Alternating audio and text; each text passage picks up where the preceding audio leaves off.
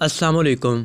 اگر سانس اور پھپھڑوں کی بیماری سے محفوظ رہنا چاہتے ہیں تو گھر پر کپڑے دھونے کے بعد یہ کام ہرگز نہ کریں۔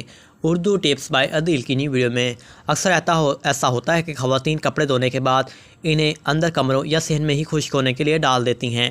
انہیں اس کا علم نہیں ہوتا کہ یہ ایک انتہائی خطرناک عمل ہے اور اس کی وجہ سے سانس کی بیماریاں اور پھپھڑوں کو نقصان پہنچ سکتا ہے۔ ماہرین صحت کے کہنا ہے کہ کپڑوں سے نکلنے والی نمی اور ڈٹرجنٹس کی وجہ سے بخارات ہمارے پھپھڑوں کے لیے نقصان دہ ہوتے ہیں۔ ڈاکٹروں کا کہنا ہے کہ کپڑوں کی وجہ سے نمی کا تناسب 30% سے زائد ہو جاتا ہے اور کپڑوں کی نمی جو کہ سانس کے لیے اچھی نہیں ہوتی ہمیں سانس کی تکلیف میں مبتلا کر دیتی ہے۔ جتنی زیادہ نمی ہوگی اتنے ہی فنگس ہونے کا امکان بڑھ جائے گا۔